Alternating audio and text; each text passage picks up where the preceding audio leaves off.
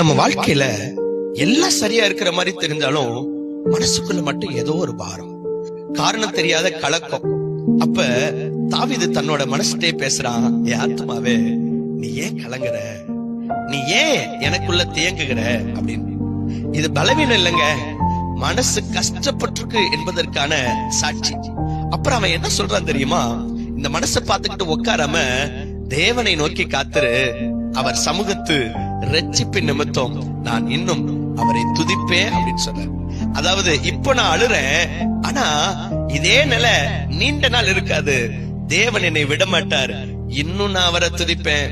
அதனால இன்னைக்கு உங்க மனசு கலங்கினாலும், உங்க உள்ளம் உடைஞ்சிருந்தாலும் தேவனை நோக்கி காத்துருங்க. இந்த கலக்கம் நிரந்தரம் இல்ல, இந்த இருட்டு கடைசி வரைக்கும் இருக்காது. ஆண்டவர் உங்க மனசுக்கு சமாதானம் தருவார். மீண்டும் அந்த துதி உங்க வாயில வர வைப்பார். எனவே